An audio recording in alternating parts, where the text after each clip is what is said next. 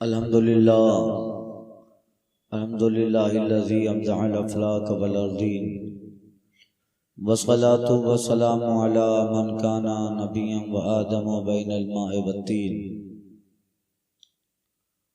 व अला आलिहि तय्यबीन व सहाबिहि ताहिरीन अम्मा बाद फ़अऊज़ु बिल्लाहि मिनश शैतानिर रजीम बिस्मिल्लाहिर रहमानिर रहीम वला तक़ूलू लिमन युक़्तलू फ़ी सबीलिल्लाहि अमवात सदक़ल्लाहु व रसूलुहुन नबियुल अमीनुल करीम। एक मर्तबा बारगाह रिसालत मआब व आलो असहाबे रिसालत मआब हुज़ूर रहमत आलम फ़ख्र आदम व बनी आदम मरकज़ी अक़ीदत ख़त्मी मरतबत क़ासिम नेमत मालिक जन्नत मुनीब नतीजा रहमत तमाम हुज़ूर अहमद मुश्तबा मोहम्मद मुस्तफ़ा सल्लल्लाहु अलैहि वसल्लम में दुरूद मुक़द्दस का नजराना पेश करें। पढ़ें अल्लाहुम्मा सल्ली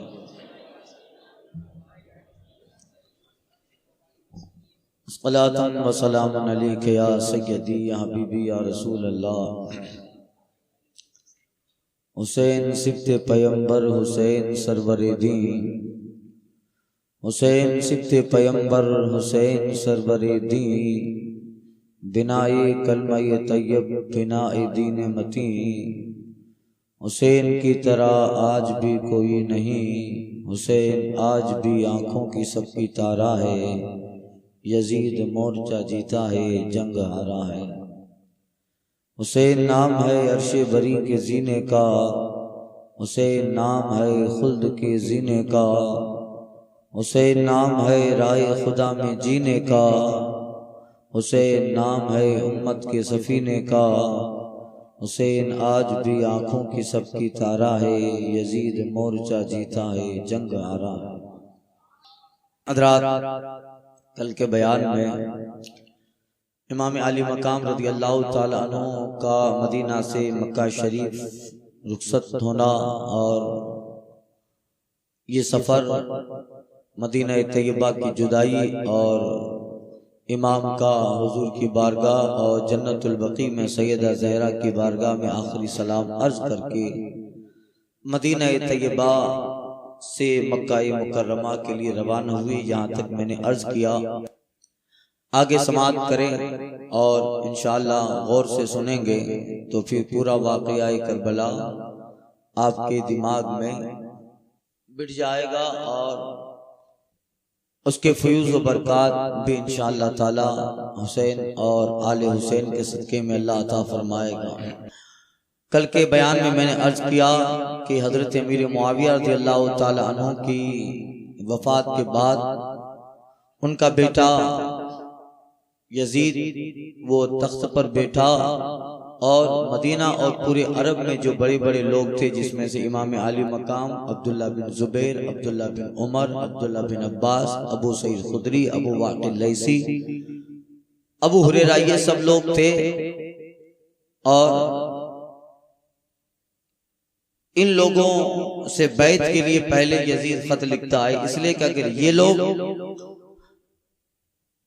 यजीद की बैत करें यानी उसकी हुकूमत से राजी हो जाए तो सारा अरब यानी इराक, शाम, यमन और हिजाज, ये चारों अरब के इलाके, इन चारों को ही अरब कहा जाता है, ये पूरा यजीद के बैत के लिए राजी हो जाएगा और उसके लिए एक बहुत अच्छा रास्ता हमवार हो जाएगा।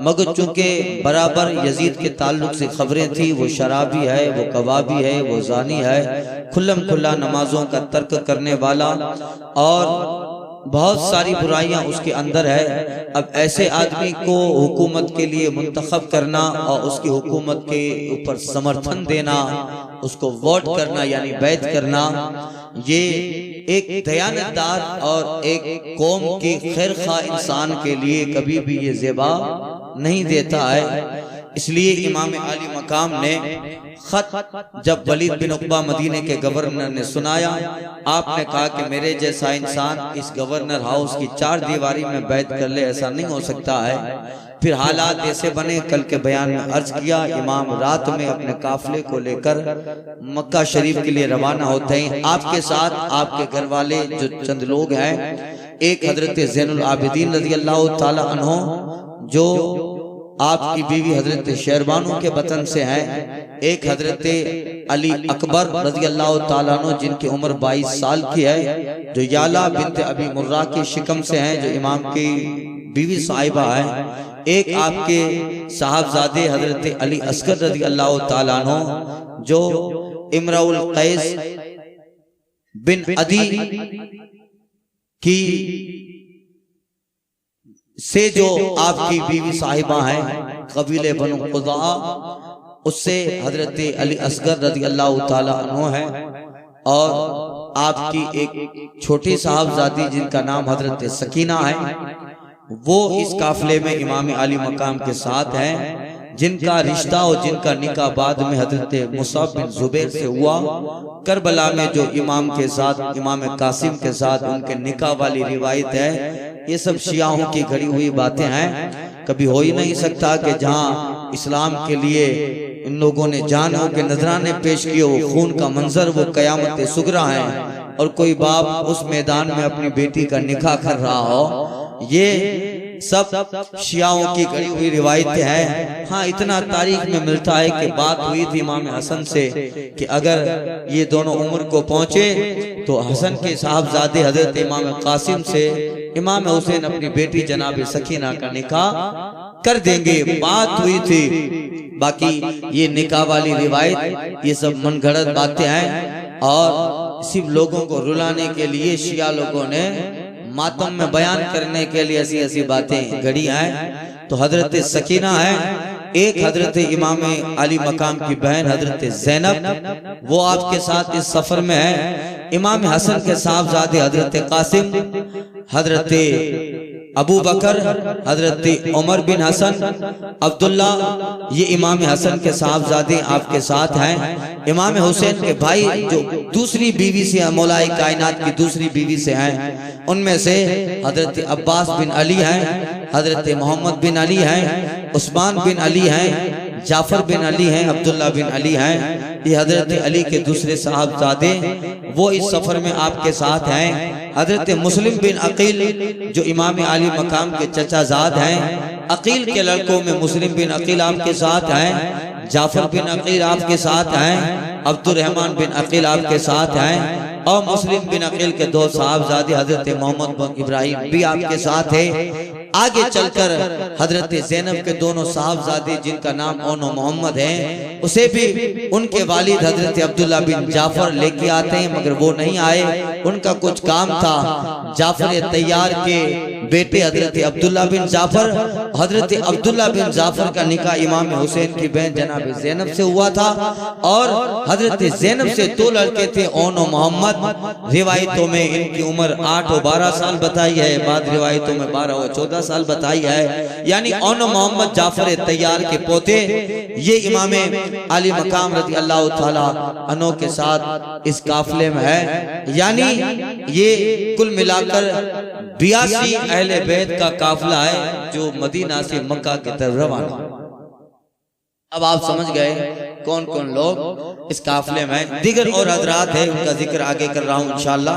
अब ये साहब पूरा काफिला इमाम आली मकाम के साथ मक्का में पहुंचा, मगर अभी तक इमाम आली मकाम ने मक्का आने की वजह नहीं बयान की कि मदीना के हालात ऐसे हुए, यजीद तख्त पर बैठा है और बैत के लिए लोग फौज कर रहे हैं, किसी से आपने इसका जिक्र न किया।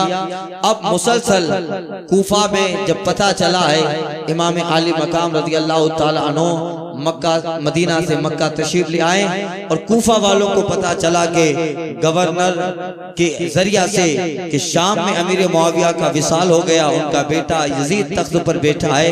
कूफा वाले सुलेमान बिन सुरत करके एक साहब हैं, उनके घर पे जमा होते हैं और जमा होकर मीटिंग करते हैं कि देखो अब यजीद तख्त पर बैठा है, अब उनकी बैत तो हम कर नहीं सकते, अगर वाकई में तुम इमाम आली मकाम के हाथ पर बैत करना चाहते हो तो खत लिखो, उन्हें कूफा आने की दावत दें, मगर एक शर्त है कि उनके लिए तुम्हारे दिल के नजराने खुले होने चाहिए, दिल की खिड़कियां खुली होनी चाहिए, वरना उनके बाप जनाब अली के जमाने में जो तुमने किया उसका दाग तो लगा है, फिर कहीं एक और दाग तुम्हारी जिंदगी और तुम्हारी तारीख पे न लग जाए। सारे लोग सुलेमान बिन सूरत करके साहब हैं कूफा में, उनके मकान में जमा होकर खत लिखते हैं। सुबह हमदानी, अब्दुल्ला बिन दाल हनफी, इन दोनों को नुमाइंदा बनाकर सारे लोगों ने पंच में दस्तखत किए। खत लिखा, खत का मजमून और खत का जो तहरीर थी उसका लुबे लुबाब ये था कि कूफा का गवर्नर नोमान बिन बशीर है जो हजरत अमीर मुआविया का बिठाया हुआ है। हम उनके पास ना जाते हैं न ईद और जुमा उनके पीछे पढ़ते हैं। अब जबकि अमीर मुआविया का विसाल हो गया और उनका बेटा यजीद तख्त पर बैठा है, हम उनकी बैत करना नहीं चाहते। हुसैन बिन अली, हम फुला बिन फुला सारे कूफा वाले यहाँ पे जमा होकर आज मीटिंग किए हैं और आपको दावत देते हैं कि आप कूफा आए, हम आपके हाथ पे बैत करना चाहते हैं। ये पहला खत इमाम आली मकाम को 2 साहब के जरिया पहुंच जाता है जो मक्का में 10 रमजान हिजरी 60 को इमाम आली मकाम के हाथ में खत पहुंचता है। और इसके बाद कूफा के जितने बड़े बड़े लोग हैं वो अपने अपने एतबार से इमाम पाक को खत लिखने लगते हैं और इतने सारे खुतूत इमाम आली मकाम के पास हो गए कि अब इमाम पाक के पास एक ही चारा है कि वहां जाकर इन सब की फरमाइशों को कबूल करके इनकी बैत को कबूल कर लिया जाए, इनको बैत दी जाए। मगर बहुत सारे मामला इमाम आली मकाम के सामने थे। अब इसमें फैसला करना बहुत कठिन है, इसलिए कि ये मसला सिर्फ दुनिया नहीं आखिरत का है। अगर इमाम आली मकाम कूफा नहीं जाते हैं और यजीद का कोई आदमी आकर कूफा में सारे कूफियों से यजीद की बैत ले लेता है तो उन सारे कूफा वालों के लिए कयामत के दिन अल्लाह की बारगाह में एक बहुत बड़ा उज़्र होगा। मौला, हमने तो बहुत लिखा था हुसैन बिन अली को खत में कि कूफा आ जाएं, हम आपकी बैत करना चाहते हैं, मगर वो हमारे पास नहीं आए। मजबूरन हमें यजीद की बैत करना पड़ा और हमें अपने आप को यजीद की सल्तनत के लिए मुआविन और मददगार के तौर पे पेश करना पड़ा। इनका बहुत बड़ा दावा अल्लाह की बारगाह में होता और इमाम आली मकाम के पास अब एक ही चारा था। इमाम पाक ने खत लिखा का ए कूफा के फुला फुला लोग, तुम्हारे खत मेरे पास पहुंचे हैं। इस वक्त कुछ हालात के पेश नजर में नहीं आ सकता, मगर मैं अपने चचा के बेटे मोहम्मद मुस्लिम को भेज रहा हूँ, ये तुम्हारे पास आए और इनके हाथ पर मेरे नाम की बैत करो और तुम्हारे हालात का नजारा लेकर मुआयना करके ये मुझे खत लिखते हैं और खत में अगर इनका खत अच्छा है और इन्होंने आने की दावत दी तो अन करीब मेरे चचा जात के बाद मैं भी कूफा तुम्हारे पास आ जाऊंगा। ये कहकर इमाम पाक ने खत दिया मुस्लिम बिन अकील को और हजरत मुस्लिम बिन अकील अपने दोनों साहबजादे मोहम्मद बिन इब्राहिम के साथ जो है कूफा के लिए रवाना होते हैं। जब कूफा पहुंचे, कादसिया एक मकाम था, जब कादसिया पे पहुंचे हजरत मुस्लिम बिन अकील तो हुसैन बिन नुमैर करके एक साहब जो इब्ने जियाद के हुक्म से पहले ही वहां पे आया हुआ था, वो हजरत मुस्लिम बिन अकील को कूफा कैद करके ले जाता है। अब कूफा में नौमान बिन बशीर गवर्नर था, मगर जब वहां के हालात इस तरह हो गए कि लोग खुल्लम खुल्ला यजीद के बगावत का नारा लगाने लगे और हुसैन का नारा अजमत का लगाने लगे, तो वहाँ का गवर्नर कहता है देखो मैं खुद हुसैन और आले हुसैन से मोहब्बत करने वाला हूँ, मगर तुम्हें मालूम है यजीद कितना खबीस इंसान है, उन्हें पता चलेगा कि तुमने बड़ी महफिलों में उसके हुकूमत के खिलाफ नारे लगाए हैं तो वो तुम्हें कत्ल करवाएगा। एक साहब मजमे में खड़े हो गए, कहा गवर्नर साहब बातों से काम नहीं चलेगा, यजीद का हुक्म है जो उसकी हुकूमत को तस्लीम न करे उसे कत्ल कर दो। ये कह के वो खड़ा हुआ, फौरन दिमश्क में एक आदमी को भेजा, यह खत लिखा कि आपका गवर्नर बड़ा नरम इंसान है, कूफा में ऐसे गवर्नर को भेजो जो देखने में भी शैतान हो और ताकत में भी शैतान की तरह हो, ऐसा गवर्नर कूफा में भेजा जाए। यजीद के पास खत पहुंचा, क्या किया जाए? लोगों ने मशवरा दिया, बसरा का गवर्नर उबैदुल्लाह बिन जियाद है जो देखने पे भी शैतान की तरह है और उसका करतूत भी शैतानी है, लिहाजा उसे भेजो, वो किसी की रियायत नहीं करेगा। फौरन बसरा के गवर्नर उबैदुल्लाह बिन जियाद को यजीद का खत पहुंचा। इब्ने जियाद फौरन खत पाकर बसरा में अपने भाई उस्मान बिन जियाद को बिठाता है और खुद इमाम आली मकाम जो है खुद कूफा के लिए वो रवाना हो जाता है। कूफा में दाखिल होने के 3 रास्ते थे, एक रास्ता हिजाज वाला, एक रास्ता इराक वाला, एक रास्ता दिमश्क और शाम वाला। अब वो रास्ते का हाल आपको बता दूं, अगर कोई आदमी इधर वाले रास्ते से आ रहा है तो आदमी समझ जाता था कि ये आदमी इराक से आ रहा है। कोई आदमी अगर इधर वाले रास्ते से कूफा में दाखिल हो रहा है तो फिर पता चलता ये शाम और दिमश्क से आ रहा है। अगर कोई आदमी इधर वाले रास्ते से आता तो ये अंदाजा लगाया जाता कि आने वाला मक्का या मदीना वो हिजाज से आ रहा है। अब कूफा, ये इब्ने जियाद जो था ये बड़ा चालाक आदमी था। उसने जब बिल्कुल करीब हुआ तो उसने दिमश्क का रास्ता बदलकर हिजाज वाले रास्ते पे वो आ गया। हिजाज वाले रास्ते पर इस वक्त आया जबकि मगरिब का वक्त हो गया, अंधेरा छा गया था और उसने लिबास भी हिजाजी पहन लिया। उस जमाने में इराक, शाम और अरब इनका लिबास एक था, मगर थोड़ा थोड़ा फर्क था। लिबास से पता चल जाता था कि हिजाज का रहने वाला है, इराक या शाम का रहने वाला है। इब्ने जियाद रात के अंधेरे में अपना रास्ता छोड़कर हिजाज वाली पट्टी पे आ गया और अपना लिबास भी हिजाज वालों की तरह पहन लिया। चेहरे पे निकाब बांधा, अपने गुलाम से का नारा लगा। गुलाम ने नारा लगाया, मरहबा या इब्ना रसूलिल्लाह, ऐ नवासे रसूल आपका कूफा में आना मुबारक हो। अब पहले ही से कूफा के लोगों को पता था मुस्लिम बिन अकील का वहां पे आना और मुस्लिम बिन अकील रज़ी अल्लाह तबारक व तआला अन्हो का तकरीर करना, और लोगों में एक बात फैल गई थी कि हाँ हुसैन बिन अली आने वाले हैं। ये सारे मामलात थे तो लोगों को पता था कि आज नहीं तो कल कभी भी हुसैन आने वाले हैं। अब नारा लगा, सारे लोगों में बात रात में फैल गई कि लो हुसैन आ गए, हुसैन आ गए। ये खबर फैली और लोगों का इतना बड़ा इज्तिहाम हो गया, जब चलने में तकलीफ होती रही। अब इब्ने जियाद देख रहा था कौन कौन इस वक्त हुसैन की मोहब्बत में आया हुआ है, सारे चेहरे देखता रहा। यहाँ तक कि जब चलने में तकलीफ हुई उसने अपने गुलाम से कहा कि हकीकत का इजहार कर दे। गुलाम कहता, ऐ लोगों गलत समझे हो, ये हुसैन बिन अली नहीं है, ये कूफा का नया गवर्नर इब्ने जियाद है। इतना लोगों ने सुना, सब लोग लानत करते करते बिखर गए। इब्ने जियाद गवर्नर हाउस में दाखिल हो गया। यहाँ इसको छोड़ो, अब यहाँ आप इस बात को इसके दिमाग में रखो। अब आप देखिए, इमाम मुस्लिम बिन अकील इमाम आली मकाम का खत लेकर एक जगह कादसिया है वहां पहुंचे तो इब्ने जियाद के हुक्म से एक दस्ता पहले ही से इमाम जो है वो नाकाबंदी किए हुए था। हुसैन बिन नुमैर करके एक साहब थे, वो जो है नाकाबंदी वहां पे किए हुए हैं। ये सारे वाकयात हुए। अब सुनिए, मुस्लिम बिन अकील कूफा पहुंचे। जैसे कूफा पहुंचते हैं लोगों ने हजरत मुस्लिम बिन अकील रज़ी अल्लाह ताला अन्हु का इस्तकबाल किया और एक दिन में तकरीबन 12,000 या उससे ज्यादा लोगों ने मुस्लिम बिन अकील के हाथ पर बैठ की। अब कूफा के हालात, लोग सुबह शाम आते, इमाम मुस्लिम बिन अकील से मुलाकात करते और लोग कहते कि हाँ आप आए, अब हम आपके साथ हैं। जब कूफा के हालात इतने बेहतर देखे तो मुस्लिम बिन अकील ने इमाम आली मकाम को खत लिख दिया कि हुजूर आप यहाँ तशरीफ ले आए, यहाँ के हालात बहुत अच्छे। अब खत लेकर एक आदमी मक्का में इमाम आली मकाम के पास पहुंच गया। अब खत निकल गया इमाम आली मकाम के पास, या मुस्लिम बिन अकील है। कुछ देर के बाद फिर वो वाकया जो मैंने आपसे अर्ज किया, मुस्लिम बिन अकील की मौजूदगी की खबर दिमश्क पहुंची। यजीद ने इब्ने जियाद को कूफा का गवर्नर बनाकर कूफा में भेजा।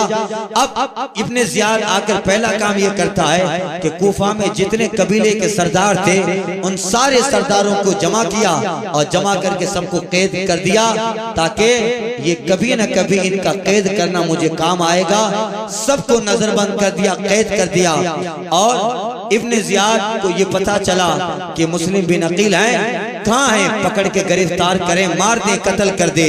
एक जासूस को मुकर्रर किया, जाओ और देखो मुस्लिम बिन अकील कूफा में किसके घर पे ठहरे हैं। जासूस शाम का रहने वाला जिसका नाम मुअक्कल था, वो डायरेक्ट जामे मस्जिद कूफा में गया और कूफा में देखा जामे मस्जिद में बहुत सारे लोग नमाज में हैं और नमाज के बाद विर्द वज़ाइफ कर रहे हैं। एक साहब जिनका नाम मुस्लिम बिन औसजा असदी था, जासूस मस्जिद में आके उन्हें पूछता है और अपना रवैया इस तरह बताया जैसे पता न चले कि ये कौन है। कहा मैं कूफा में तिजारत के लिए आया था, मगर मुझे पता चला है कि अहले बैत के एक चश्मो चराग कूफा में आए हैं और मैं उनसे मोहब्बत करता हूँ। मैं आया था काम के लिए, मगर पता चला तो सुना चलो रसूलुल्लाह के शहजादे से मुलाकात कर लें। आप बताइए कहाँ है वो? मुस्लिम बिन औसजा असदी कहते हैं मस्जिद में बहुत सारे लोग हैं, मगर तुमने मुझे ही क्यों पसंद किया?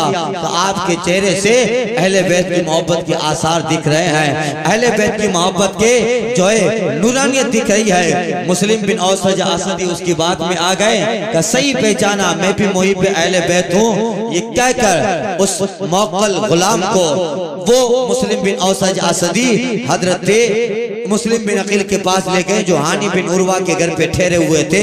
अब वो रोजाना आता, सुबह से शाम तक आता, मुस्लिम बिन अकील के पास बैठता। लोग समझते थे अपना ही आदमी है और सारा रिपोर्ट सारी रात में जाकर उबैदुल्लाह बिन ज़ियाद को पहुंचा देता।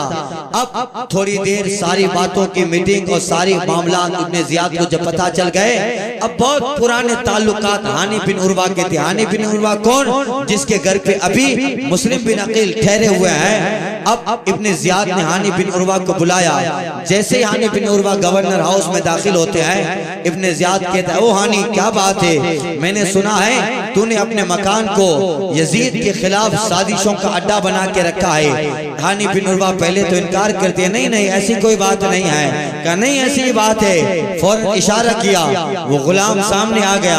अब कोई ताब न रही जिसको वो सारे लोग मुहिब अहले बैत समझते थे। वो कोई कूफा में आने वाला ताजिर नहीं था, वो तो गुलाम था इब्ने ज़ियाद का जो सारी रिपोर्ट यहाँ देता था। हानी बिन उर्वा कहते हुजूर बात ऐसी है कि मुस्लिम बिन अकील मेरे घर पे आए तो मैं उन्हें इनकार न कर सका, अब मैं उन्हें कहूंगा कि वो चले जाएं। इब्ने ज़ियाद कहता है नहीं नहीं, अब तो उन्हें पकड़ कर मेरे पास तुम्हें लाना है। हानी बिन उर्वा कहते हुजूर मैं अरब का बेटा हूँ और एक मेहमान जो मेरे घर पे आया हुआ है, मैं कभी भी उसको तुम्हारे हवाले कर कर उसे कत्ल के लिए मैं कभी पेश नहीं कर सकता। ये अरब की गैरत के खिलाफ है। का ऐसा नहीं किया तो फिर तुम कत्ल कर दिए जाओगे। हानी बिन उर्वा कहता है अगर ऐसा हुआ तो इब्ने ज़ियाद तेरे इर्द गिर्द भी तलवारें चलेगी, हमारा कबीला भी गैरतमंद है और हमने भी तलवारों को चलाने का हुनर बचपन ही से सीख लिया। ये बात हुई, मुठभेड़ हो गई, कलाम बहुत लंबा हो गया, यहाँ तक इब्ने ज़ियाद ने पकड़ कर हानी बिन उर्वा को कैद के हवाले। अब कबीले में पूरे कूफा में खबर फैल गई, हानी बिन उर्वा शहीद हो गए, हानी बिन उर्वा शहीद हो गए। हानी बिन उर्वा के कबीले के लोग, उनका एक निस्बती भाई अमर जो था निस्बती भाई, बहुत सारे सवारों को लेकर गवर्नर हाउस का घेराव करता है और इब्ने ज़ियाद को ललकारता है अगर हमारे कबीले के सरदार हानी बिन उर्वा को तुमने कत्ल किया है तो हमने अभी तक कत्ल और जंग से मुंह नहीं मोड़ा है, हमारी तलवारों में अभी भी चमक है, हमारी नेज़ों में अभी भी धार बाकी है। कई हजार सवारों को लेकर गवर्नर हाउस का घेराव किया। ये जब मंजर देखा इब्ने ज़ियाद ने डर गया, अगर ये लोग हमला करेंगे सारे किले को तहस नहस कर देंगे, क्या किया जाए। वहाँ काजी मौजूद था कूफा का जिसको काजी शुरे कहते हैं। काजी शुरे को इब्ने ज़ियाद ने बुलाया और कहा काजी जाओ इनके कबीले के चंद लोगों को ले लो, कैद खाने में ले जाओ और इन्हें कहो को देखो हानी के कत्ल की बात गलत है, ये जिंदा और सलामत है। बात बातों की बुनियाद पे उन्हें कैद के हवाले किया है। ये कहकर चंद कबीले के लोग हानी के आए और जब देखा कि कैद में जिंदा और सलामत है, का कत्ल की बात गलत है, ये लोग वापस उस फौज में आते। इससे पहले इब्ने ज़ियाद ने जो है कौतर और जितने कबीले के बड़े बड़े लोगों को पहले इसे कैद किया था, उनके पास इब्ने ज़ियाद का गया और जाकर कहता देखो तुम्हारे बहुत सारे लोग मुस्लिम बिन अकील और हानी बिन उर्वा के साथ गवर्नर हाउस का घेराव किए हुए हैं। याद रखो ये लोग अगर गवर्नर हाउस पे हमला कर भी देते हैं तो ये किला फतेह हो जाए और हम मर जाएं, मगर इससे पहले तुम लोगों को मार के मैं मरूंगा। लिहाजा तुम्हारी जान की हिफाजत तुम चाहते हो तुम्हारे बच्चे यतीम न बने, तुम्हारी औरतें बेवा न बने, तो छत पे चढ़ो और तुम्हारे जितने लोग मुस्लिम बिन अकील के साथ गवर्नर हाउस का घेराव किया है उन्हें कह दो, जान बचाना चाहते हो मुस्लिम बिन अकील का साथ छोड़ दें। अल्लाह अल्लाह। अब वो लोग, ये सारी बात इब्ने ज़ियाद के उनके दिमाग में बस गई। जितने कूफा में बड़े बड़े कबीले हैं उनके सरदार गवर्नर हाउस की छत पे चढ़े और कहते, ऐ लोगों, ये मामला यजीद और हुसैन का है, क्यों तुम लोग खामखाम अपनी जानें गंवाने के लिए तुले हो? हम लोग कैद के हवाले हैं, अगर तुम लोगों ने हमला भी किया तो हमें तुम लोग इब्ने ज़ियाद उसके लश्कर को मारो, इससे पहले पहले इब्ने ज़ियाद हम सबको मारेगा। लिहाजा हम लोग कबीले के सरदार हैं, सरदारी के एतबार से हम तुम्हें हुक्म देते हैं, हमारे बच्चों पे रहम करो, हमारी बीवियों पे रहम करो, जाओ मुस्लिम बिन अकील का साथ छोड़ दो। उनका इमोशनल बयान उन सारे लोगों के दिमाग में घर कर गया, यहाँ तक के होते होते मगरिब का वक्त हो गया।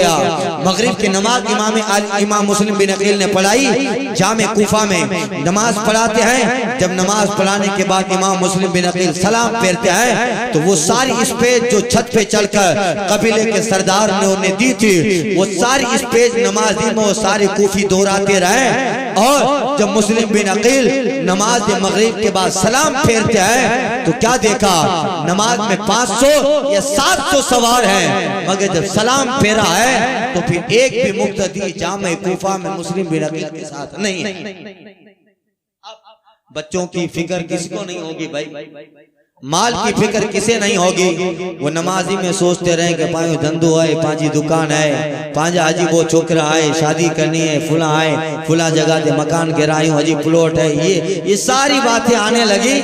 अब आदमी कहेगा खामखाम क्यों, मामला यजीद और हुसैन का है, अब खामखाम हम क्यों आए। इसलिए सब लोग साथ छोड़े और इमाम मुस्लिम बिन अकील तन्हा मगरिब की नमाज में जब बाहर हुए नमाज से तन्हा है, अल्लाह अल्लाह। उसी वक्त से लोगों ने कहा कूफी लायूफी, कूफी वफा नहीं करता है, ये बात गलत है। एक जमात ऐसी थी जिसने हुसैन और मुस्लिम बिन अकील के साथ वफा न की, कूफी गद्दार है, ये बात सही नहीं है। हाँ, एक दौर ऐसा गुजरा है कि जिस दौर में मखसूस लोगों ने हुसैन और मुस्लिम बिन अकील के साथ या अली के साथ गद्दारी की, मगर कूफा तो मोहब्बत का शहर माना गया है। हमारे इमाम हजरत अबू हनीफा कूफी है, मोहम्मद बिन यूसुफ हजरत अबू यूसुफ हो, हजरत मोहम्मद हो, हजरत इमाम ज़फ़र हो, और बड़े बड़े ताबईन और सहाबा कूफा के रहने वाले हैं। कूफा से मोहब्बत का पैगाम मिला, इस्लाम की बुनियादी दरसगाहें कूफा में लगाई गई। इमाम मुस्लिम इमाम आजम अबू हनीफा हो या हजरत मौलाए कायनात हो, इन्होंने अपने ज़माना दारुल खिलाफत में बहुत सारे शागिर्दों को जमा किया और उनके शागिर्दों ने कूफा में बड़ी बड़ी मजलिसें कायम की, बड़ी बड़ी दरसगाहें, बड़े बड़े मदरसे कायम किए और हजरत अली के पढ़ाए हुए और उनकी दुआओं वाले लोग कूफा में बैठकर बड़े बड़े मदरसे कायम किए। दुनिया का सबसे बड़ा इमाम जिसे मानो, आज 70% लोग जिनकी तकरीर करते हैं, हमारा इमाम इमाम आजम कूफा के रहने वाले, उनके उस्ताद हजरत इमाम आमश कूफा के रहने वाले, उनके शागिर्द हजरत मोहम्मद कूफा के रहने वाले, उनके शागिर्द इमाम अबू यूसुफ कूफा के रहने वाले। दुनिया को इस्लामी तारीख में एक इस्लामी रिवायात देने वाले, एक इस्लामी लिटरेचर देने वाले और इल्म का, फिक़ह का, तफसीर का, हदीस का और इस्लामियात का एक सबूत असबाब देने वाले जो लोग हैं, वो सारे लोगों में से अक्सर लोग वही हैं जिन्होंने कूफा में बैठकर इस्लाम की 4 दीवारियों को रोशन किया। इसलिए ये तो शायद एक जमात थी जिन्होंने हुसैन का साथ छोड़ा या मुस्लिम बिन अकील का साथ छोड़ा, मगर बड़े बड़े लोग कूफा में पैदा हुए। खैर ये एक अलग चैप्टर है। अब मुस्लिम बिन अकील अकेले रह गए। जोर के वक्त जो है गवर्नर हाउस का घेराव किया था, मगरिब का वक्त प्यास लगी। अब लोगों में ये मशहूर हो गया कि जिन लोगों ने मुस्लिम बिन अकील को सपोर्ट किया वो पता चल गया तो वो लोग भी कत्ल कर दिए जाएंगे। अल्लाह अल्लाह, आप अंदाजा लगाओ, इशा की नमाज भी हजरत मुस्लिम बिन अकील पढ़ते हैं। इशा के बाद हजरत मुस्लिम बिन अकील रज़ी अल्लाह ताला अन्हु बहुत थके थे। एक साहब के घर के दरवाजे पर बैठते हैं, उसने दरवाजा खोला। जैसे दरवाजा खोलता है पता चला मुस्लिम बिन अकील है, उसके दिमाग में फौरन डर आ गया। अगर सुबह इब्ने ज़ियाद को पता चला मुस्लिम बिन अकील मेरे घर की दहलीज पे बैठा है तो फिर वो मुझे कत्ल कर देगा। दरवाजा खोल के कहते हैं, ऐ मुस्लिम बिन अकील, आपका मामला जो भी हो यजीद के साथ, इब्ने ज़ियाद के साथ है। अगर ये इब्ने ज़ियाद को इसकी खबर मिली कि आप यहाँ बैठे हैं, मेरे बच्चे सुबह यतीम हो जाएंगे, खुदा रहम कीजिए। उसने आपको बैठने न दिया। एक मकान के दरवाजे पे पानी तलब करते हैं। जब पानी देने के लिए उस मकान के खातून आगे बढ़ती है, उसका शोर देख लेता है। मुस्लिम बिन अकील है, अपनी बीवी से कहा रुक जा, अगर इन्हें पानी दिया सुबह इब्ने ज़ियाद को खबर हुई, हम लोगों का सारा घर और सारा हमारा खानदान तहस नहस हो जाएगा। अल्लाह अल्लाह, अरमान और वफाओं के साथ जिस अहले बैत को बुलाया था, ईमान और जो है मोहब्बत के नारे के लिख लिख कर जिनको इल्तिजाओं के साथ बुलाया था, आज उस अहले बैत अतार के उस फत के साथ हाल यह है कि आज कूफा में एक कोई पानी का गिलास देने वाला तैयार नहीं है। इमाम मुस्लिम बिन अकील जहाँ जाते हैं लोग दरवाजा बंद कर देते हैं। एक औरत अपने बेटे का इंतजार करते हुए अपने घर की दहलीज पे बैठी है, जिसका नाम इब्ने खल्दून ने तारीख में तोआ लिखा है और दूसरी किताबों में जिसका नाम तोआ लिखा है। वो घर के दरवाजे पर बैठी है। उसे ज्यादा सियासी मामलात में दिलचस्पी नहीं थी। मुस्लिम बिन अकील उनके यहाँ गए और कहा, ए बड़ी भी, एक पानी का कटोरा, पानी का गिलास मिल सकता है? वो गई, पानी का गिलास ले आई। मुस्लिम बिन अकील ने पिया, बर्तन रखने के लिए वापस गई और वापस जब आई मुस्लिम बिन अकील उसी जगह बैठे है। वो कहती है, साहब जब आप पानी पी लिए तो वापस चले जाएं। अब जैसे ही वापस का लफ्ज मुस्लिम बिन अकील सुनते हैं, आप फरमाते वापस वो जाएं जिसका कूफा में मकान हो या जिसका कोई रिश्तेदार कूफा में रहता हो। मैं तो यहाँ अजनबी और मुसाफिर बन गया, बल्कि मैं तो आज लोगों के लिए नाशनासा बन गया।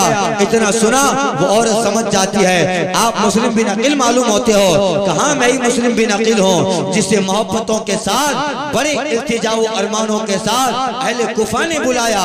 मगर आज हाल यह है कि लोग पानी का एक गिलास देने के लिए भी कतराते हैं। वो तोआ शायद अहले बैत से मोहब्बत करने वाली थी और उसका मुकद्दर अल्लाह ने अच्छा लिखा था।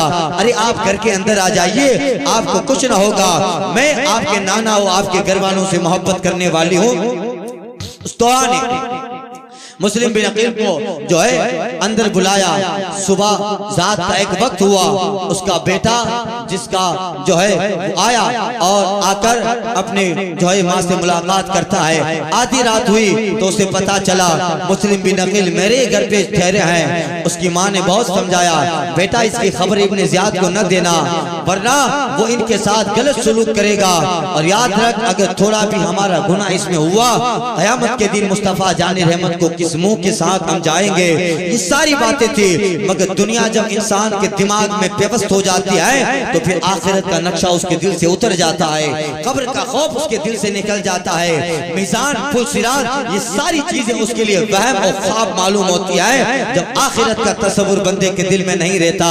अल्लाह अल्लाह, वो तोआ कितने खुश नसीब थे वो अहले कूफा जिन्होंने मुस्लिम बिन अकील को पानी न दिया। मगर एक बंदी ऐसी है जिसने एक कटोरा पानी सिर्फ मुस्लिम बिन अकील को पेश किया है। बताइए उस एक कटोरा पानी का उसे सिला कैसे मिला? अभी कुछ महीनों पहले जब जाना हुआ था, हमने कूफा में वो जगह देखी जहाँ तोआ का मकान था। अल्लाह अल्लाह, उस मकान को क्या सजाया गया है। 1400 साल का जमाना गुजर गया। मोहब्बत वाले वहाँ जाकर 2 रकात नमाज नफल पढ़ते हैं। मोहब्बत वाले वहाँ जाकर कुरान मजीद की तिलावत करते हैं। बताओ, एक औरत जिसने एक पानी का गिलास शहजादा रसूल को पेश किया हो, एक औरत जिसने एक पानी का गिलास मुस्लिम बिन अकील को पेश किया, आज 1400 साल के बाद उसका मकान जो है लोगों ने हीरो से झड़ दिया है। आज 1400 साल के बाद लोग वहाँ नफल पढ़ के नजराना तोआ को पेश करते हैं, कुरान पढ़ के उसका सवाब तोआ औरत को पेश करते हैं। शायद जब एक गिलास देने वाली औरत को ये मकाम दुनिया में मिला है, आप अंदाजा लगाओ जिसका वजूद हुब्बे अहले बैत का शाहिद हो, जिसके ज़हनो फिक्र में, जिसके कल्ब की गहराइयों में हुसैन और आले हुसैन की मोहब्बत हो। जब एक गिलास देने वाली का मकाम यह है कि 1400 साल से उसको मोहब्बत के नजराने पेश किए जाते हैं, और जब मुहर्रम का बयान आता है उस तोआ का भी जिक्र खतीब करता है, मिंबर पर बैठ के उसको भी सलाम पेश किया जाता है। और मोहब्बत का अहले बैत करने वाले, अहले बैत से मोहब्बत करने वाले पे जब दुनिया में आने वाला मौली सलाम लिखता है, खतीब मिंबर पे बैठ के खुतबा देता है, और उन खुतबे में जब मोहब्बत अहले बैत करने वालों को सलाम पेश करता है तो इस जुमरे में कहीं ना कहीं तोआ का भी नाम आता है। और जब मोहब्बत करने वाले मुहर्रम के महीनों में सबीले लगाते हैं, मुहर्रम के महीनों में खिचड़ा बनाते हैं, और अपने एतबार से मोहब्बत के नजराने पेश करके हुसैन और मुहिब्बीन हुसैन को पेश करते हैं, तो शरबत में कहीं ना कहीं तोआ का भी नाम है, कहीं ना कहीं जो उस खिचड़े में तोआ का भी नाम है। जब एक गिलास पेश करने वाली पानी का उसका मकाम मंसब यह है, आप बताओ जिन्होंने जान के नजराने करबला में हुसैन के लिए पेश किए थे, उनका हश्र में मकाम कैसा होगा, उनका खुद में मकाम कैसे होगा। अल्लाह अल्लाह, वो तो देखने से ताल्लुक रखता है, वो तो नजारा जब वहां देखा जाएगा तब पता चलेगा कि जब पानी का गिलास पेश करने वाली एक खातून का जब मकाम यह है, और जब दूसरी साइड देखो तो जिन्होंने तलवारें हुसैन के खिलाफ चमकाई थी, जिन्होंने नेज़े हुसैनी खेमे की तरफ फेंके हैं, और जिन्होंने अपने दरवाजे मुस्लिम बिन अकील के लिए बंद कर दिए थे, जरा अंदाजा लगाओ वो क्या चेहरा लेकर रसूल पाक के सामने आएंगे, वो क्या किरदार लेकर मैदान हश्र में आएंगे, जब मुस्तफा सारे गुलामों को जामे कौसर दे रहे होंगे, और जिन्होंने कयामत तक एक पानी का गिलास भी हुसैन के नाम पे सदका किया होगा, उन्हें भी मुस्तफा हश्र के मैदान में जामे कौसर से सैराब करते होंगे। बताओ किस मुंह से जाएगा वो करबला, वो कूफा का इंसान, किस मुंह से जाएगा वो इंसान जो करबला में हुसैन के खिलाफ आया है। अल्हम्दुलिल्लाह हम दावे इसके साथ कह सकते हैं, हम मैदान करबला में न थे, या हमने तारीख पढ़ी थी हुसैन के, मगर आज तारीख सुनकर हम कहीं ना कहीं हुसैन को याद करते हैं, हम बैठ के याद कर रहे हैं, हम जिक्र सुन के याद कर रहे हैं, हम घरों में न्याज दिला के याद कर रहे हैं, हम शरबत दे के याद कर रहे हैं। हमारे यकीन अल्हम्दुलिल्लाह जब करबला के सारे शहीदों को मुस्तफा जामे कौसर देते होंगे तो पीछे पीछे गुलाम भी उन जामे कौसर से सैराब होता होगा। इंशाअल्लाह हमें भी मुस्तफा हुब्बे अहले बैत और अपने शहजादों से मोहब्बत करने की बुनियाद पर वो जो है कौसर का जाम रसूल पाक सल्लल्लाहु अलैहि वसल्लम जरूर अता करेंगे। ये हुजूर की शफाअत से हमें उम्मीद है, हुब्बे अहले बैत से हमें उम्मीद है, इसलिए कि अहले बैत की मोहब्बत ईमान का हिस्सा है। अल्लाह फरमाता है, कुल ए महबूब कह दो, ला असलुकुम अलैहि अजरा, ऐ लोगों मैं तुम्हारे ऊपर कोई उजरत नहीं तलब करता, मैंने दीन दिया, कलमा दिया, इस्लाम तुम्हें दिया, इसके लिए मैं तुमसे कोई मुआवजा तलब नहीं करता, इल्लल मवद्दता फिल कुर्बा। हाँ ऐ लोगों, मेरे कलमा, मेरे ईमान, मेरे इस्लाम देने की वजह से कुछ देना ही चाहते हो, इल्लल मवद्दता फिल कुर्बा, मेरे अहले बैत से मोहब्बत करो, यही तुम्हारी तरफ से मेरे लिए सबसे बड़ा गिफ्ट है। मवद्दता फिल कुर्बा, ये अहले बैत अतहार की शान है। उस्ताद ज़मन कहते हैं, बाग जन्नत के हैं बहरे मदद खाने अहले बैत, तुमको मुज़्दा नार का ऐ दुश्मनाने अहले बैत, बेइजाजत उनके घर जिब्रील भी आते नहीं, बेइजाजत जिनके घर जिब्रील भी आते नहीं, कद्र वाले जानते हैं शानो कद्र अहले बैत। बेअदब गुस्ताख फिरके को सुना दे ए हसन, बेअदब गुस्ताख फिरके को सुना दे ए हसन, यूं कहा करते सुन्नी दास्तान अहले बैत। अल्लाह अल्लाह हजरत मुस्लिम बिन अकील रज़ियल्लाहु ताला अन्हो अब तना है तोआ के घर पे क़याम, उसके बेटे को जब पता चला, फौरन सुबह उसका बेटा मोहम्मद बिन अशस का बेटा एक था, उसको खबर देता है, वो अपने बाप मोहम्मद बिन अशस को खबर देता है। मोहम्मद बिन अशस ये इब्ने ज़ियाद के दरबारियों में ओहदे वाला आदमी था। फौरन उसके बेटे ने मोहम्मद बिन अशस अपने बाप को खबर दी, और सुबह हुई इब्ने ज़ियाद अपने फौजी लश्कर दस्ते को मोहम्मद मोहम्मद बिन अशज के सरकदगी में तोवा के घर पे भेजा। जब घोड़ों की ताप और आवाज आई, हजरत मुस्लिम बिन अकील बेदार हो गए, समझ गए लोग पकड़ने के लिए आ रहे हैं। अचानक वो घरों में हमला करने लगे। हजरत मुस्लिम बिन अकील रज़ियल्लाहु ताला उन्होंने भी अपनी तलवार निकाली और इस कदर हमला करने लगे, इस कदर लड़ने लगे। भले वो फौज थे, सैकड़ों की तादाद में आए थे, मगर मुस्लिम बिन अकील कौन है? ये वो हैं जिनकी रगों में मौलाए कायनात का खून गर्दिश कर रहा है। ये वो हैं जिनके जिस्म में जनाबे ज़हरा का खून है। यकीन जानिए मुस्तफ़ा जाने रहमत के खून और सरकार की निस्बत का असर है।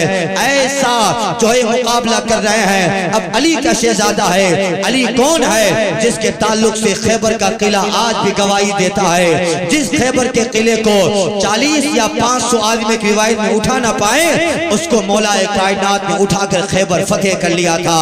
और आज भी खैबर का जर्रा जर्रा जब मौलाए कायनात का जिक्र होता है तो अली की शहादत का, अली के जो बहादुरी का खुतबा पढ़ता है। आज भी खैबर अली के नाम और अली की बहादुरी का ऐलान करता है। दीवार गिरती है तो कभी दर हिल जाता है। अली का नाम सुन के आज भी खैबर कांप जाता है। वो खैबर और वो मौलाए कायनात की बहादुरी जो आज पूरी दुनिया में चार टांगे आलम में बहादुरों की कमी नहीं है। लोगों ने रुस्तम का खुतबा पढ़ा, लोगों में तरह तरह के बहादुर और शामी पहलवानों का खुतबा पढ़ा, मगर अली तो अपने मकाम पे एक अलग ही हैसियत रखते हैं। जब औद के मैदान में लोगों ने मुस्तफा जाने रहमत को घेर लिया था, तने तना अली है जो काफिरों से मुकाबला कर रहे थे और इस कदर मुकाबला कर रहे थे कि अली की बहादुरी को देखकर जिब्रील से रहा न गया और सिदरा छोड़कर मैदान औद में पहुंच आए और कहते हैं, या रसूल अल्लाह, अल्लाह ताला आपको, आपके अली को सलाम करता है। और अल्लाह फरमाता है, या रसूल अल्लाह,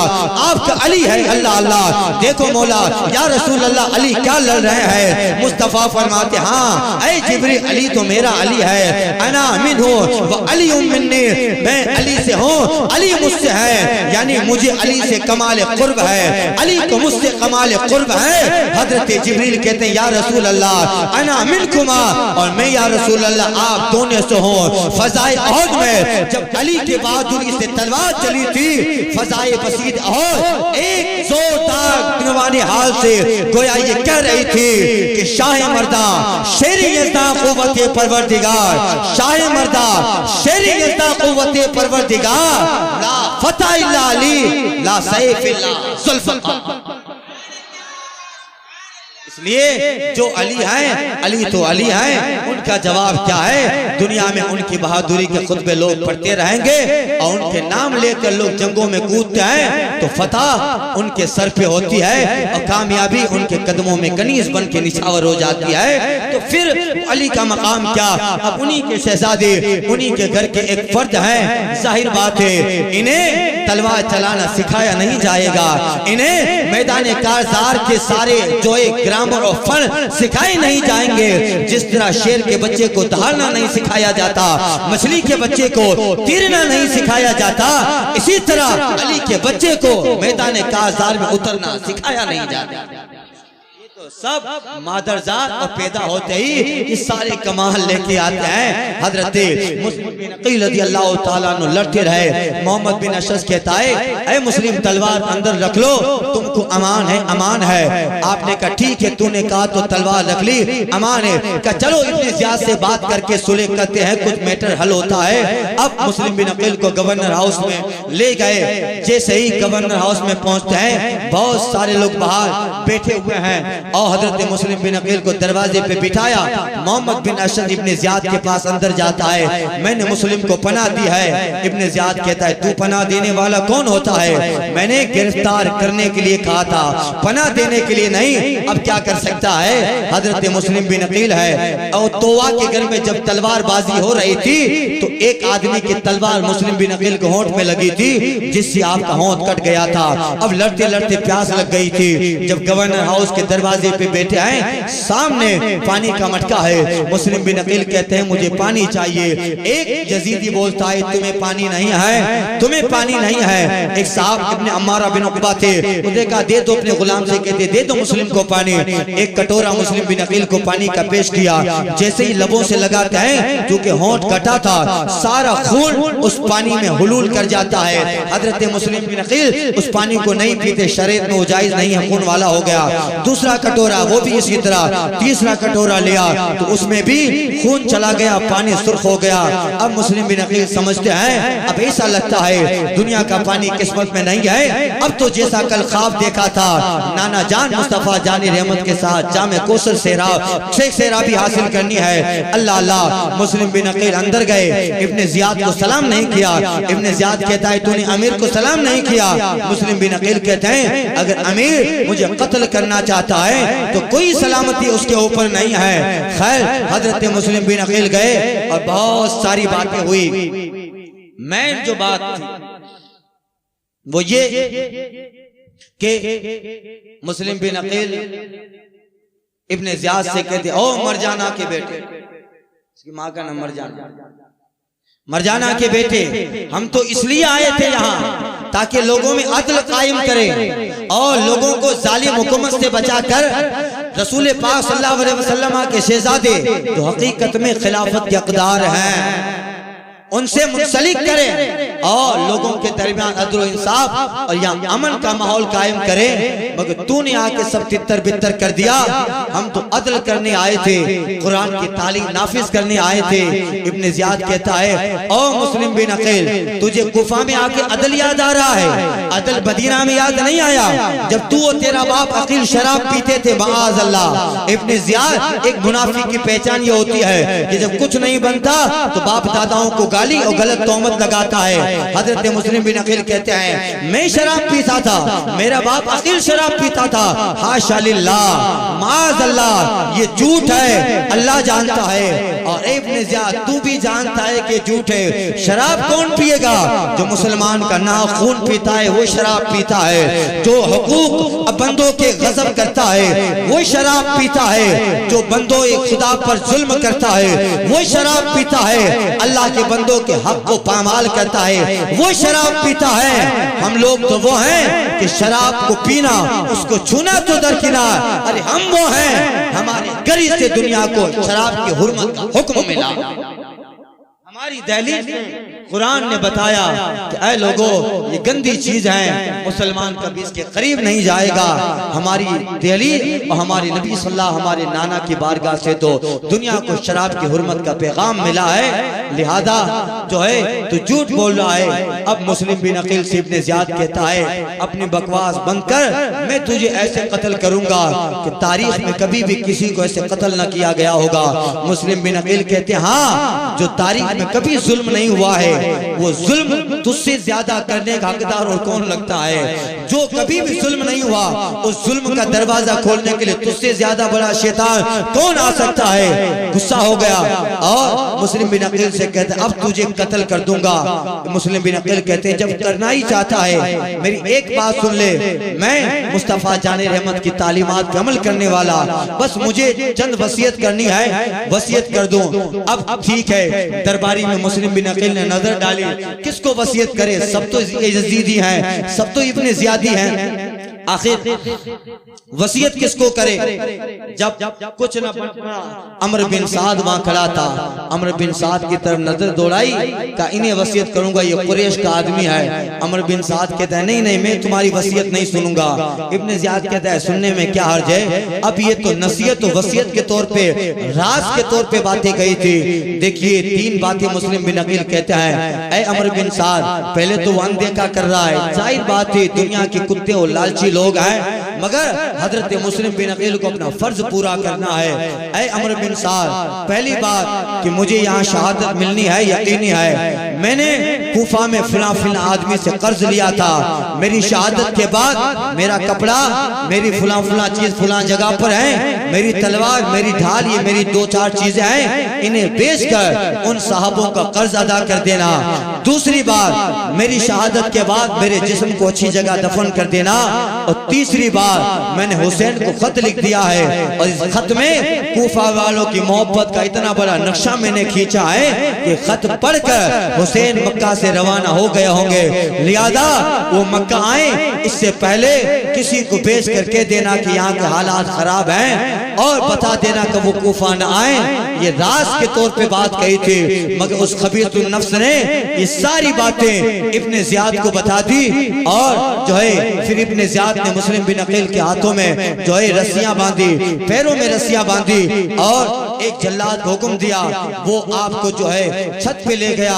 आप कलमा शरीफ पढ़ते रहे, आप दुरूद पढ़ते रहे, नाते मुस्तफ़ा हुजूर की अल्लाह की हम्द बयान करते रहे और आपको गवर्नर हाउस जो बहुत पूरा बड़ा किला था वहां से आपको नीचे मखसूस जमीन के हिस्से पर फेंक दिया गया। अल्लाह अल्लाह, ये पहले अहले बैत अतार में से मुस्लिम बिन अकील है जो शहादत का जाम पी लेते हैं। आपकी शहादत हो गई, अब्रे करम उनके मरकत पे गोहर बारी करे, हश्र तक शान करीम नाज बरदारी करे। हजारों रहमतें हों अमीर कारवां तुझ पर, फना के बाद भी बाकी है शान रहबरी तेरी। अब इब्ने ज़ियाद को पता चला कि मुस्लिम के साथ उनके दो बच्चे भी हैं। अब उन बच्चों की तलाश में इब्ने ज़ियाद ने इनाम लगा दिया, मुस्लिम के बच्चों को लेके आएगा उसे इनाम मिलेगा। दुनिया के लालची लोग पूरे कूफा में मुस्लिम के बच्चों को तलाश करने लगे। अब मुस्लिम के बच्चे काजी शुरे के यहाँ थे। काजी शुरे ने अपने बेटे असद से कहा, ले बेटा, इब्ने ज़ियाद के सिपाही इसको तलाश कर रहे हैं और दुनिया के कुत्ते इनाम के लालच में इसको पकड़ के इब्ने ज़ियाद के पास भेज देंगे। लिहाजा अपने बेटे से कहा कि इन बच्चों को कैसे भी हो मदीना की तरफ रवाना कर दो। उसका बेटा असद कादी शुरे की बात पढ़कर बाबुल इराकीन से काफिला मदीने की तरफ जा रहा था।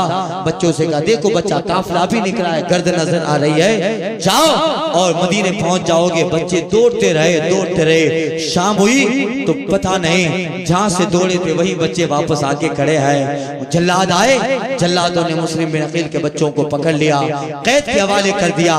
इब्ने ज़ियाद खत लिखता है, मुस्लिम के बच्चे भी हैं, यजीद को खत लिखा कि क्या किया जाए। अल्लाह अल्लाह, जेल के हवाले कर दिया। मगर जेल का जो दारोगा था मशकूर, वो मुहिब अहले बैत का, उसने दिल में इरादा कर लिया मुस्लिम की तो शहादत हो गई, मगर ये दोनों फूल जैसे बच्चे हैं ये भी मार दिए जाएंगे। जेल का दारोगा जो था जेलर, वो कहते हैं कुछ भी हो मगर मुस्लिम के बच्चों को बचाना है। अल्लाह अल्लाह, उसने रात को बच्चों को रिहा किया, कैद से निकाला, छुप के बाहर ले गया और इसको रास्ता बता दिया, बेटा ये कादिसिया का रास्ता है, सीधा चले जाओ, आगे जो गांव आएगा वो गांव फुला बसरा है, कादिसिया है, वहां का गवर्नर मेरा भाई है, उसको मेरी अंगूठी बताना और कहना कि मैंने कहा है कि तुम्हें मदीना पहुंचा दे। वो बच्चे रात जो है सुबह सवेरा होते ही दौड़ गए, निकल गए, दौड़ते रहे। फिर एक दिन निकल गया, शाम हुई तो क्या देखा कि वो पट्टी, वो रास्ता न जाने कैसा था, जहां से निकले थे वहीं बच्चे आ गए। अल्लाह अल्लाह, यानी गोया मशीयत ने कुछ और ही इंतखाब करके रखा है, मशीयत ने कुछ और ही चाहा है। वो बच्चे डर गए कहीं फिर से लोग हमें पकड़ के जेल के हवाले न कर दे। एक दरख्त नजर आया, दरख्त में छोटी सी जगह थी, दोनों छोटे बच्चे उस जगह जो है समा गए, बैठ गए। नीचे पानी का चश्मा था, एक खातून पानी भरने आई, बच्चों को देखा, अरे बच्चों यहाँ कैसे, कौन हो, बाहर निकलो। बाहर निकले, कहा यहाँ इस जगह पर दरख्त में बैठे हो, कौन हो, तुम्हारे बाप का नाम क्या है। बाप का नाम सुना, बच्चों की आंखों में आंसू आ गए। पता चला मुस्लिम बिन अकील के साहबजादे हैं। पानी भरने जो खातून आई थी वो कहती है, घबराओ नहीं, मैं एक ऐसी औरत की बांदी और कनीज हूँ, मेरी आका मेरी मालिका वो अहले बैत की जो है मुहिब्बा है।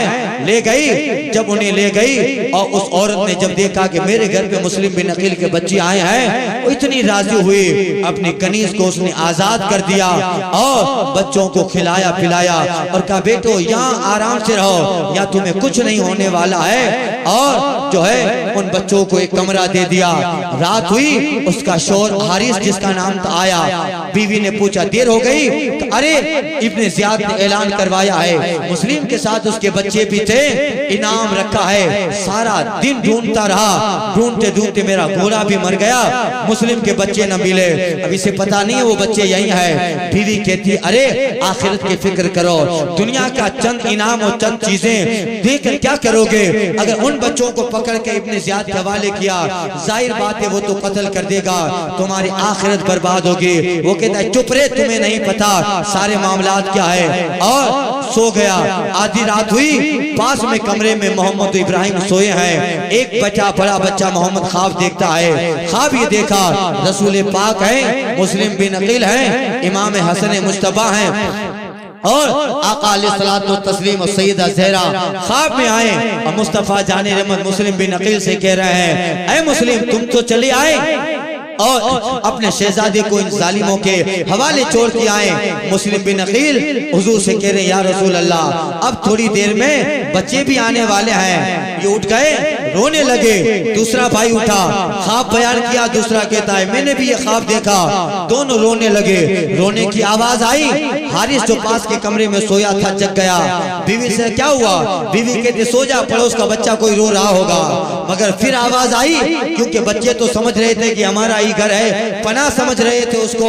मगर दोबारा आवाज आई, वो हारिस समझ गया यही कुछ आवाज आ रही है। जब घर टटोला, एक कमरे में मुस्लिम के बच्चों को देखा। अरे मैं तो तुम्हें शहर पर शहर ढूंढता रहा, तुम यहाँ ऐश का डब्बा जो है अड्डा जमाया हो। दरवाजा बंद कर दिया। ठीक है। सुबह हुई और सुबह दोनों बच्चों को फजर के बाद निकाला और निकाल कर उनको फुरात के किनारे ले गया। बीवी पीछे है, क्या कर रहा है? दुनिया की चंद इनाम और चंद जो है सिक्कों के लिए अपनी कब्र को फरामोश कर रहा है, अपनी आखिरत को फरामोश कर रहा है। देख ये बच्चे हैं, इनकी जान सूखी जा रही है, तलवार हटा ले इनके सामने से। मगर दुनिया की लालच उसके दिमाग में भरी पड़ी है। दोनों को ले गया फुरात के किनारे। दौड़ती हुई फिर उसकी बीवी आती है। उसने बीवी को ऐसा मारा, वो गिरी, उसके सर पे पत्थर से चोट आई, वो बेहोश हो जाती है। दोनों बच्चों की जो जुल्फें थी एक दूसरे में बांधता है और जो है बांधने के बाद फुरात के किनारे पे ले गया। तलवार चमकाना ही चाहता है। फिर से उठकर उसकी बीवी आ गई। अरे जरा ख्याल कर आखिरत का, ख्याल कर अपनी कब्र का। आखिर दुनिया में कैसा भी बदबख्त इंसान हो, कब्र तो उसके लिए भी है, हश्र तो उसके लिए भी है। मैं दावे से कहती हूँ मुझे कत्ल कर दे मगर इन बच्चों को छोड़ दे, और मेरे पास जो सरमाया है वो तू ले ले। मगर अल्लाह अल्लाह, इंसान के दिमाग पे जब शैतान हावी हो जाता है, दुनिया का तख्त, दुनिया का ताज और दुनिया का ओहदा जब इंसान के सामने कुर्सी होती है ना, बड़े बड़े तारीखें गवाह हैं, इंसान 2, 4, 10 साल की कुर्सी के लिए अपनी आखिरत से रिश्ता तोड़ देता है। दुनिया में बड़े बड़े जालिमों के किस्से हैं कि चंद पैसे और चंद सिक्कों के लिए अपनी कब्र को बर्बाद, अपनी हश्र को बर्बाद, अपनी जन्नत तक गंवा देता है। दुनिया में बड़े बड़े जालिमों के किस्से हैं। ये कब होता है? जब इंसान दुनिया को हमेशा की जिंदगी समझने लगता है और दुनिया का चंद देर का इनाम उसके लिए सारी चीजें और सारा सरमाया वही होता है। अल्लाह अल्लाह, उसने दोनों बच्चों की जुल्फों को बांधा और तलवार चमकाना ही चाहता है। हजरत मोहम्मद आगे आ गए। ऐ कत्ल करने वाले, अगर कत्ल करना है तो मुझे कर, मैं छोटे भाई को कत्ल करते देख नहीं सकूंगा। अल्लाह अल्लाह, छोटा भाई आगे आ गया।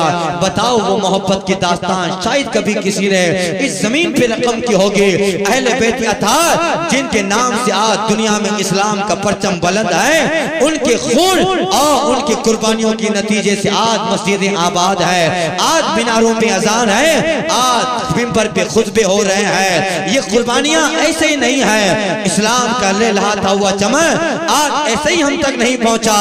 देखो उस कुर्बानी की पहली कड़ी मुस्लिम है, दूसरी कड़ी मुस्लिम के शहजादे मोहम्मद इब्राहिम है। आगे आए, दोनों लिपट गए। जालिम ने जरा बराबर उनकी सूरत का ख्याल न किया, तलवार चमकाई और ऐसा वार किया कि एक ही वार में वो जन्नती शहजादे जो है थोड़ी देर के लिए शहादत, थोड़ी देर में ही शहादत का जाम नोश कर लेते हैं। अल्लाह अल्लाह, उस उम्र में शहादत का जाम पिया।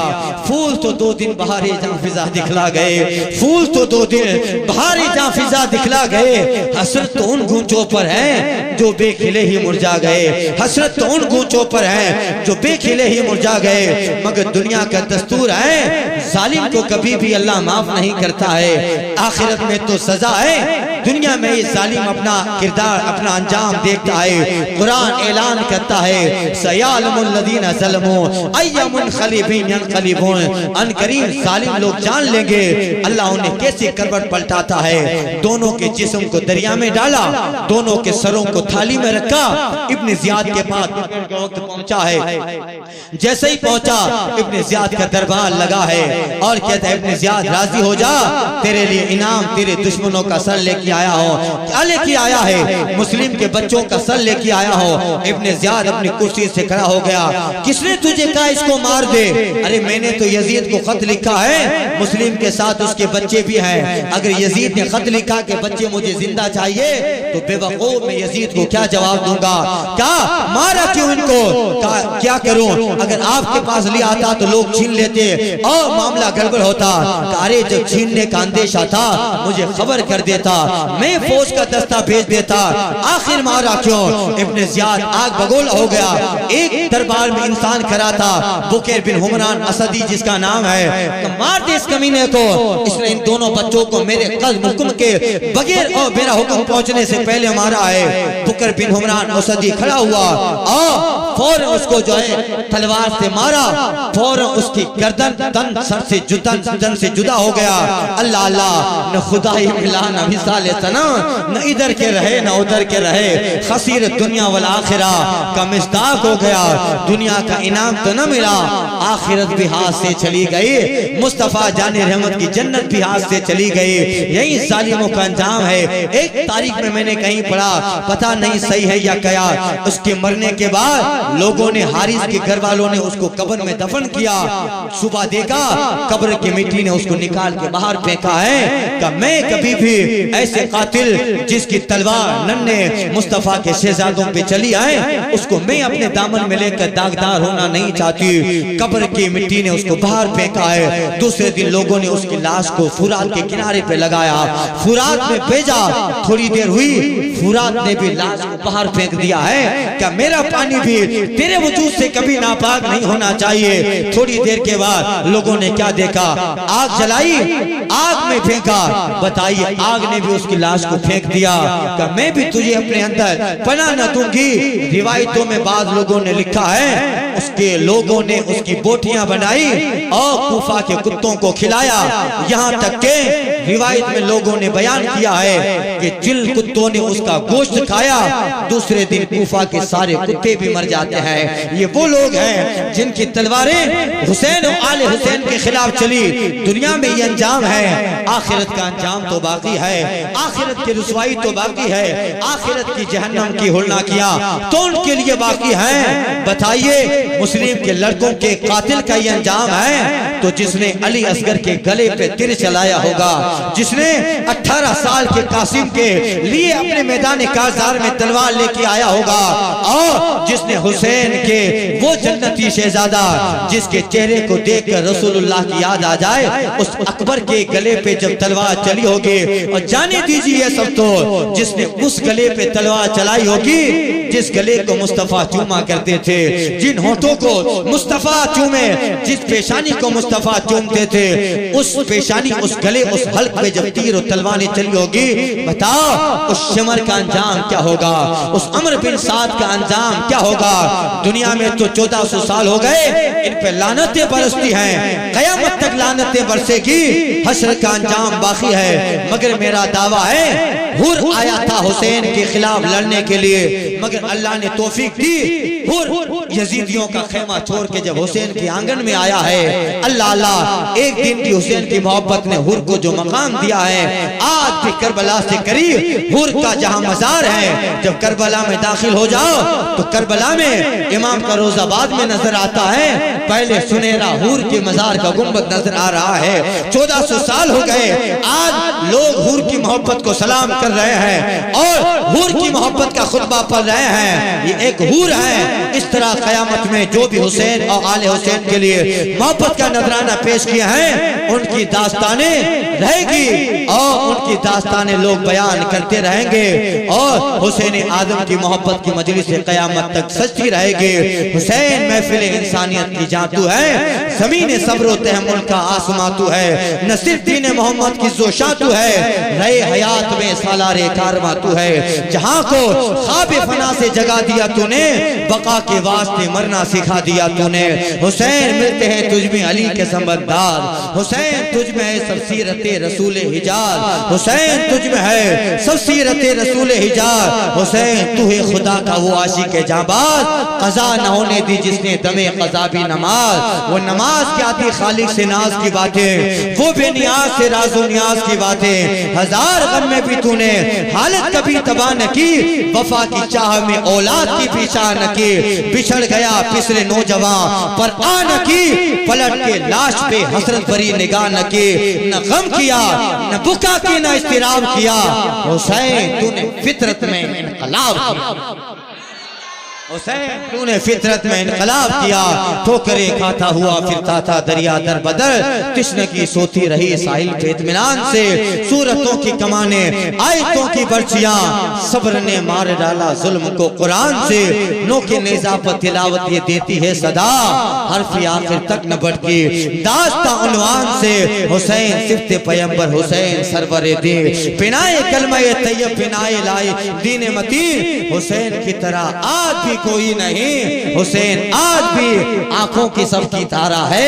यजीद मोर्चा जीता है जंग हारा है, हुसैन नाम है अर्शे बरी के जीने का, हुसैन नाम है खुल्दे बरी के जीने का, हुसैन नाम है राय खुदा में जीने का, हुसैन नाम है उम्मत के सफीने का। हुसैन आज भी आंखों की सबकी तारा है, यजीद मोर्चा जीता है जंग।